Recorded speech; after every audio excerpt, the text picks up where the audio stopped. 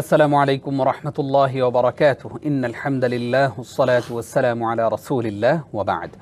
প্রিয় দর্শক শ্রোতা, রব্বে কারীমের দয়ায় আশা করি আল্লাহ তাআলা আপনাদের সবাইকেই ভালো রেখেছেন। আলহামদুলিল্লাহ, আমরাও ভালো আছি। মাহে রমজান দেখতে দেখতে শেষ হতে চলল। আমরা ধীরে ধীরে রমাদানের শেষ দশকেরও শেষের দিকে এসে পৌঁছেছি। আজকে খুবই গুরুত্বপূর্ণ একটি বিষয় আমরা আলোচনা শুনতে চাইব আমাদের সম্মানিত অতিথির কাছ থেকে। আমাদের আজকের বিষয় লাইলাতুল কদর। আপনারা দেখছেন বিআরবি কেবলস প্রেজেন্টস ইসলাম ও জীবন, powered by Bhaiya hotels, co sponsors ATI tiles and smart Mehedi. পুরো মাস জুড়ে আপনাদের সঙ্গে ছিলাম এবং আছি আমি নিজাম বিন মুহিব। আজকে আমাদের আমন্ত্রণ গ্রহণ করে স্টুডিওতে এসেছেন মারকাজুল কোরআন নুরুল উলুম মাদ্রাসা, ফুলবাড়ি, দিনাজপুরের সম্মানিত শিক্ষক মুহতারাম হাফিজ কারি মোহাম্মদ আমির আলী।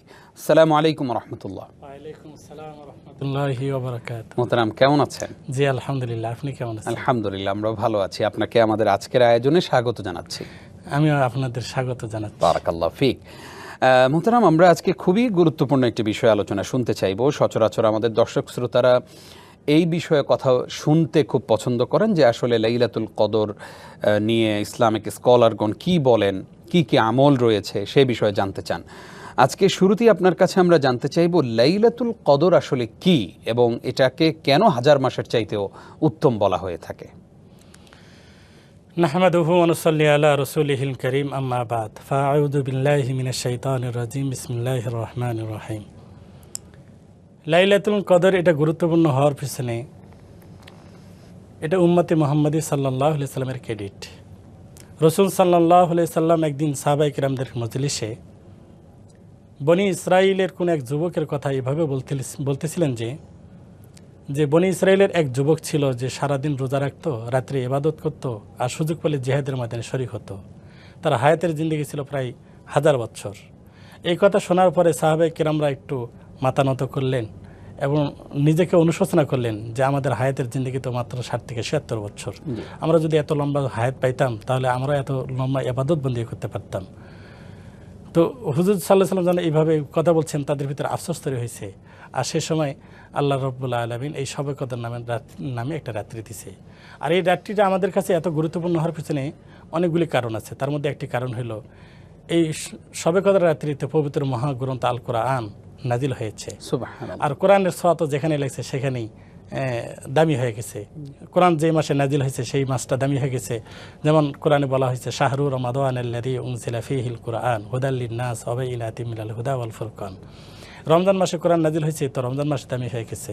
যে রাত্রে কোরআন শরীফ নাজিল হয়েছে সেই রাত্রিটাও দামি হয়ে গেছে। এজন্য আল্লাহ রাব্বুল আলামিন নিজেও রসুলকে বলেন, ইন্না আনসালনাহু ফি লাইলাতিল কদর, নিশ্চয়ই নাজিল করেছি কোরআন শবে কদর রাত্রিতে। আবার নবীকে প্রশ্ন করা হয়েছে, ওমা আদরাকা মা লাইলাতুল কদর, যে নবী হ্যাঁ আপনি কি জানেন শবে কদর মানে কি? আবার আল্লাহ রাব্বুল আলামিন বলছেন, লাইলাতুল কদরি খায়রুম মিন আলফি শাহর, যে শবে কদর হচ্ছে 1000 মাস অপেক্ষা উত্তম। 1000 মাস অপেক্ষা উত্তম। 1000 মাস শব্দের অর্থ হলো 83 বছর 4 মাসেরও অধিক বিরতিহীনভাবে ইবাদত করলে যে পরিমাণে সওয়াব হবে। কেউ যদি তার কারোর জীবনে একটি শবে কদরের রাত্রি পায় আর এই রাত্রিতে যদি সে ইবাদত বন্দেগী করে, তো আল্লাহ রাব্বুল আলামিন তাকে 83 বছর 4 মাসের অধিক বেশি ইবাদত করার সওয়াব আল্লাহ তাআলা তার আমলনামায় দান করবেন। সুবহানাল্লাহ, সুবহানাল্লাহ। এই জন্য শবে কদর এজন্যই দামি। আল্লাহু আকবার। আমরা খুবই গুরুত্বপূর্ণ বিষয় জানতে পারলাম। আপনার কাছে জানতে চাই যে এই লাইলাতুল কদর কি শুধুই 27 রজনীতে, নাকি শেষ দশকের বেজোড় রজনীগুলোতেও আমরা তালাশ করতে পারি একদম ঈদের আগ পর্যন্ত, 29 রমাদান পর্যন্ত? দেখুন, রাসূল সাল্লাল্লাহু আলাইহি ওয়াসাল্লাম হাদিসের মধ্যে বলছেন, তাহাররাউ লাইলাতুল কদরি ফিল বিতরি মিনাল আশারিল আওয়াখিরি মির রমাদান, যে শবে কদর হলো শুধু 27 রমজান নির্দিষ্ট, এটা কিন্তু না। 27 শবে কদর হলো রমজানের শেষ দশকে বেজোড় রাত্রিতে তোমরা তালাশ করো। এটার একটা ঐতিহাসিক কারণ আছে। আল্লাহ রাব্বুল আলামিন শবে কদর সম্পর্কে নির্দিষ্ট একটা তারিখ ও দিন রসুলকে জানানো হয়েছিল। রসুল সাল্লাল্লাহু আলাইহি ওয়াসাল্লাম খুশিতে সাহাবায়ে কিরামদেরকে এই সুসংবাদ দেওয়ার জন্য বেরিয়ে আসছিলেন। কিন্তু ঘটনাক্রমে দেখেন যে সাহাবায়ে কিরামদের মধ্যে একটা বিশাল ঝামেলা সৃষ্টি হয়েছে। হ্যাঁ, যে ঝামেলাটা হলো তকদির নিয়ে ঝগড়া শুরু হয়ে গেছে।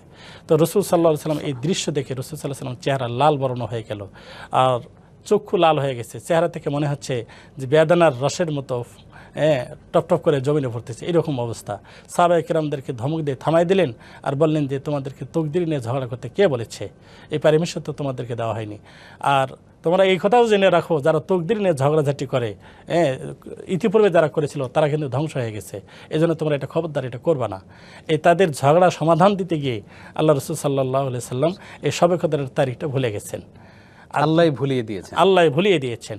আর এই শবে কদর রাত্রির ব্যাপারে রসুল সাল্লাহ সাল্লাম যদিও ভুলিয়ে দিয়েছেন, কিন্তু একটা ধারণা অনুমান করা যায়। তো এই জন্য রসুল সাল্লাহ সাল্লাম বলছেন যে নিঃসন্দেহে যে শবে কদর রাত হইল রমজানের শেষ দশকের বেজর রাত্রিতে তোমরা বেশি বেশি করে তালাশ করো। জি, এই গুরুত্বপূর্ণ মেসেজই আমরা আসলে রমাদানের শুরু থেকে আমাদের দর্শকদেরকে দিয়েছি এবং দিতে চাই আবারও, যে আমরা মনে করি যে শুধু 27-এর সময় শবে কদর হতে পারে এবং ওই রাত্রিতেই মসজিদগুলো একদম ভরপুর হয়ে যায়। এর আগেও মসজিদের লোক পাওয়া যায় না, এর পরেও আর মসজিদের লোক খুঁজে পাওয়া যায় না, মুসল্লিদেরকে খুঁজে পাওয়া যায় না। আপনি খুব সুন্দর একটি মেসেজ আমাদেরকে দিয়েছেন, জাযাকাল্লাহ খাইর। আমরা জানতে চাই এই শবে কদর বা লাইলাতুল কদর অথবা রমজানের শেষ দশকের বেজোড় রজনীগুলোতে আমরা কি কি আমল করতে পারি? শবে কদর রাত্রিতে আমাদের যে বেজর রাত্রিগুলিতে আমরা তো প্রতিটা রাত্রি ইবাদত করব। তো মূলত শবে কদর রাত্রিতে যেগুলি আমরা ইবাদত করতে পারি, 4 তারিখে একটা ইবাদত করতে পারি। 1 নম্বর হলো আমরা নামাজ পড়তে পারি, নামাজের মাধ্যমে শবে কদর রাত্রি ইবাদত করতে পারি। 2 নম্বর কোরআন শরীফ তেলাওয়াত করতে পারি। 3 নম্বর জিকির করতে পারি। জিকির অর্থাৎ এই তাসবিহ, সুবহানাল্লাহ, আলহামদুলিল্লাহ, আল্লাহু আকবার, লা ইলাহা ইল্লাল্লাহ, দরুদ শরীফ, এগুলি আমরা পড়তে পারি। আর 4 নম্বর হলো রোনাজারি করতে পারি, কান্নাকাটি আল্লাহর কাছে নিজের ক্ষমা চাইতে পারি। এই জন্য হযরত আয়েশা রাদিয়াল্লাহু তাআলা আনহা থেকেও বর্ণিত আছে, আয়েশা রাদিয়াল্লাহু তাআলা রাসূলকে বলছেন, ইয়া রাসূলুল্লাহ, আমি যদি কোনোদিন শবে কদর রাত্রি পেয়ে যাই তাহলে আমি ওই দিন কী আমল করব? তা আল্লাহ রসুল সাল্লাল্লাহু আলাইহি ওয়াসাল্লাম বলছেন যে তুমি এই দোয়া করো, আল্লাহুম্মা ইন্নাকা আফুউন কারীম তুহিব্বুল আফওয়া ফা'ফু আন্নী। যার অর্থ হলো যে আল্লাহ, আপনি তো মহা ক্ষমাশীল, ক্ষমাদাতা, আপনি মেহেরবানি করে আমাকে মাফ করে দিন, আপনি ক্ষমা করতে পছন্দ করেন, ক্ষমা করতে পছন্দ করেন, আপনি আমাকে ক্ষমা করে দিন। আল্লাহু আকবার। এই দোয়াটা আমরা আমল করতে পারি ইনশাআল্লাহ। আমরা জানতে চাই আপনার কাছে যে আমরা তো পুরুষরা মসজিদে চলে আসি, সেটা যে কোনো সালাতের ক্ষেত্রেই হোক। আমাদের বোনেরা তো বাসায় থাকেন, সারাদিন তারা ইফতার নিয়ে ব্যস্ত থাকেন, কি কি আইটেম করবেন, পরিবারের মানুষদেরকে কি খাওয়াবেন, আজকে সাহরি নিয়ে ব্যস্ত থাকেন।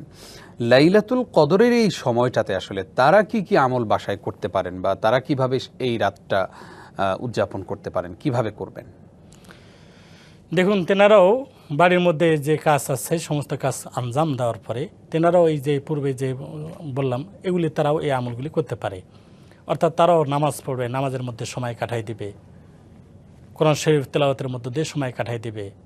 তারপরে জিকির যেগুলি বললাম, সুবহানাল্লাহ, আলহামদুলিল্লাহ, আল্লাহু আকবার, লা ইলাহা ইল্লাল্লাহ, দরুদ শরীফের মধ্যে দিয়ে এগুলিও জিকির করতে পারবে। তারপরে হলো আপনার দোয়া, রোনাজারি, কান্নাকাটি, এগুলি সারা করতে পারবে। এগুলির মধ্য দিয়ে এগুলি ইবাদত তারা করবেন বাড়িতে বসে, তাদের এই সুযোগ আছে। জি জি। রমজান পেল, রমজানের শেষ দশকও পেল, লাইলাতুল কদরের রজনীগুলোও পেল, তারপরেও যদি কেউ গুনাহ মাফ করাইতে না পারে তাহলে আসলে তার ব্যাপারে কি বলে ইসলাম?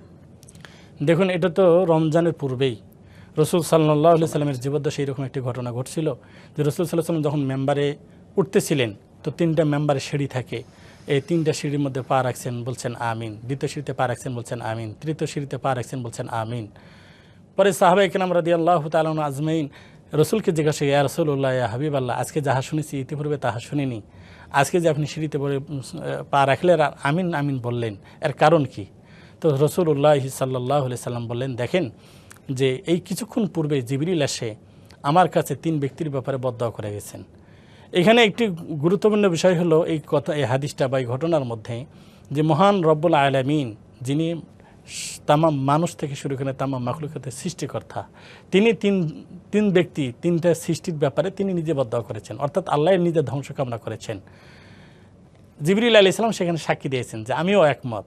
আর মানবকুলের শিরোমণি আমাদের নবী জানাবে মুহাম্মদ রাসূলুল্লাহ সাল্লাল্লাহু আলাইহি সাল্লাম, তিনিও সমস্ত মানুষকুলের পক্ষ থেকে তিনি একমত পোষণ করেছেন, অর্থাৎ আমিন বলে সম্বোধন করেছেন যে আমিও আল্লাহর এই সিদ্ধান্তের সাথে একমত।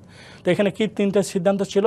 1 নম্বর যে রমজান পাইল, এই রমজান মাস তো এসেছিল মানুষকে গুনাহ মাফ করে দেওয়ার জন্য, পরিশুদ্ধ করার জন্য। হাদিসের মধ্যে এই ঘটনা আসছে যে রমজান মাসটা এত বরকতপূর্ণ একটি মাস যে একটা মানুষ যদি 40 বছর হায়াতের জিন্দগি পায়, আর হায়াতের জিন্দগির ভিতরে জীবনে কোনোদিন নামাজ পড়ে নাই, জীবনে কোনোদিন দান খয়রাত করে নাই, জীবনে কোনোদিন সদকা করে নাই, কোনো কিচ্ছু করে নাই, তার শুধু ইমানটাই তার পুঁজি, ইমান ব্যতিরেকে আর কোনো পুঁজি নাই, শুধু ইমান ছিল। কিন্তু তার জীবনে 40 বছর পরও সে একটা রমজান পাইছে, আর ওই দিন যদি পুরা 30টা রোজা ঠিক মতন আদায় করতে পারে, তা আল্লাহ রাব্বুল আলামিন বলতেছেন এই 30টা রোজার বিনিময়ে আল্লাহ তাআলা তাকে বন্ধু হিসেবে কবুল করে নেন। সুবহানাল্লাহ, সুবহানাল্লাহ, বন্ধু হিসেবে কবুল করেন। রমজান মাসটা আসে হলো মানুষকে গুনাহ মাফ করে দেওয়ার জন্য। এটা একটা মৌসুম, প্রত্যেকটা জিনিসের মৌসুম থাকে, হ্যাঁ, প্রত্যেকটা ব্যবসায়ীদের একটা মৌসুম থাকে, এই সময় ব্যবসা জমজমাট চলে। তো আল্লাহ রাব্বুল আলামিন চান যে আমার একটা বান্দাও যেন জাহান্নামে না যায়। এই জন্য আল্লাহ রাব্বুল আলামিন একটা মৌসুম দিয়ে পাঠাইছেন, গুনাহ মাফের মৌসুম। এই জন্য রমজানটি এসেছিল মাত্র বান্দার গুনাহ মাফ করার জন্য। সে যদি গুনাহ মাফ করে নিতে না পারে, তার থেকে হতভাগা আসমানের নিচে জমির উপর তার কেউ হতেই পারে না। 2 নাম্বার আমিন বলার কারণ ছিল যে রসুল সাল্লাল্লাহু আলাইহি সাল্লামের নাম শুনছে, অথচ রসুল সাল্লাল্লাহু আলাইহি সাল্লামের প্রতি সে দরুদ পড়ে নাই, এই জন্য তার ধ্বংস কামনা করা হয়েছে। আর 3 নাম্বার হলো যে সে পিতামাতা পেয়েছে, পিতামাতার খেজমত করে জান্নাত কামাই করে নিতে পারেনি, অথবা পিতা পাইছে মা মারা গেছে, অথবা মা পাইছে পিতা মারা গেছে, অথবা উভয়ের 2 জন ছিল কিন্তু তাদের খেজমত করে জান্নাত কামাই করে নিতে পারেনি। তাদের জন্য আল্লাহ তাআলা নিজেও ধ্বংসনা কামনা করছে, জিবরিলও সম্মতি দিয়েছেন, রাসূল সাল্লাল্লাহু আলাইহি ওয়াসাল্লামও সম্মতি দিয়েছেন। এই জন্য রমজানটা অত্যন্ত গুরুত্বপূর্ণ মাস। এই জন্য এইটাকে হেলায় খেলায় আমরা জন্য কেটে না দেই, কারণ জীবন তো ক্ষণস্থায়ী, আখিরাত চিরস্থায়ী হতে পারে, এটা জীবনের শেষ, এটা আমার জীবনের শেষ। এই জন্য এই রমজানকে অত্যন্ত গুরুত্ব দেওয়া এটা আমাদের প্রত্যেকটা মুসলমানদের জন্য খুব জরুরি। খুবই অ্যালার্মিং একটি বিষয় আপনি আমাদের সামনে উপস্থাপন করেছেন। আল্লাহ তাআলা আমাদেরকে সতর্ক হওয়ার তৌফিক দান করুক, আমিন। জানতে চাই যে লাইলাতুল কদরের রজনী কোনটা, এটা কি চেনার কোনো আলামত আছে?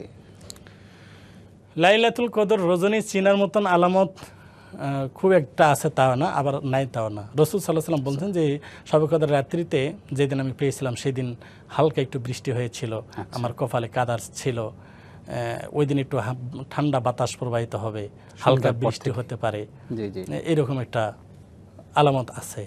আচ্ছা, জাযাকাল্লাহ খাইর। আমরা জানতে চাই যে লাইলাতুল কদর যদি জীবনে কেউ একবার পায়, অর্থাৎ জীবনের 40-50 বছর হায়াত পেল, সবগুলো রমজানই সে আমল করার চেষ্টা করেছে, কিন্তু লাইলাতুল কদর তার নসিবে জোটে নাই, একটা রমজানে শুধু জুটেছে, তাহলে তার জীবনের কত গুনাহগুলো মাফ হবে? আমরা তো জানি যে 1000 মাসের চাইতেও উত্তম। তাহলে এই যে 1000 মাস কি 24 ঘন্টা ইবাদত করার সওয়াব কি সে পাবে এরকম? জি, 24 ঘন্টা। অর্থাৎ এখানে হাদিসের মধ্যে আসে মান কামা লাইলাতুল কদরি ঈমানান ওয়া ইহতিসাবান গুফিরা লাহু মা তাকদ্দামা মিন যামবি।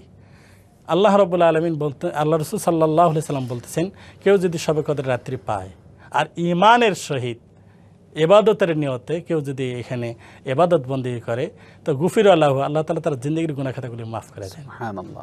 শুধু গুনাহ খাতাগুলি যে মাফ করে দিয়েছেন তা কিন্তু না, বরং কোরআনে এক আয়াতের মধ্যে আছে উলাইকা ইউবাদদিলুল্লাহু সাইয়্যাতিহিম হাসানাত। আল্লাহ তাআলা এই গুনাহ মাফ করে দেওয়ার পরে যে জায়গাটা খালি হয়েছে, এই খালি জায়গাটাকে নেকের দ্বারা পরিপূর্ণ করে দেন। সুবহানাল্লাহ, সুবহানাল্লাহ। শবে কদর আসছেই তো মানুষের ভাগ্য পরিবর্তন করে দিতে, তার ভাগ্য উজ্জ্বল করতে, গুনাহ মাফ করতে। এই রাতটাকেই তো ভাগ্য রজনী বলা হয়। ভাগ্য রজনী বলা হয়। জি জি।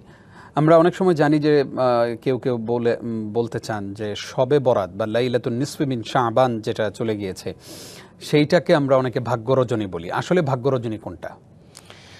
দেখুন, আমাদের রাষ্ট্রীয় ব্যবস্থাপনায় 2টা বিষয় থাকে। একটা হলো শবে বরাত, যেটা শবে বরাত এটা হলো হাদিস দ্বারা প্রমাণিত, আর শবে কদর হলো কোরআন দ্বারা প্রমাণিত। তো আমি রাষ্ট্রীয় কথা যেটা বলতে চাইছিলাম যে আমাদের রাষ্ট্রে একটা খসড়া তৈরি হয়, আইন পাস হওয়ার আগে একটা খসড়া তৈরি হয়, তারপরে এটা যায় চূড়ান্ত গেজেট আকারে পাস হয়। তো শবে বরাত যেটা, শবে বরাতের মধ্যে এটা একটা খসড়া তৈরি হয়ে যায় আর শবে কদরে গিয়ে চূড়ান্ত হয়।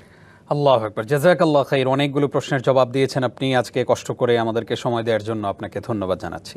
আপনাকেও ধন্যবাদ, এবং যারা দেখছেন শুনছেন এবং যারা আমন্ত্রণ করেছেন তাদেরকেও ধন্যবাদ। বারাকাল্লাহ ফিক। প্রিয় দর্শক, এতক্ষণ যারা আমাদের সঙ্গে ছিলেন, আসুন আমরা লাইলাতুল কদরের এই রজনীটাকে, বিশেষ করে আজকে এবং পাশাপাশি 29শে রমাদানের সেই রজনীটাই আমরা লাইলাতুল কদরের বিশেষ আমলগুলো যেটি আজকের সম্মানিত অতিথি বলেছেন সেগুলো আমল করার চেষ্টা করি। আল্লাহ তাআলা আমাদের সবার নসিবে কদরের রজনী নসিব করুন, আমিন। আজ এই পর্যন্তই, আগামীকালকের পর্ব দেখবেন সেই প্রত্যাশায় বিদায় নিচ্ছি। নিজাম বিন মুহিব, আসসালামু আলাইকুম ওয়া রাহমাতুল্লাহি ওয়া বারাকাতুহু। ওয়ালাইকুম আসসালাম।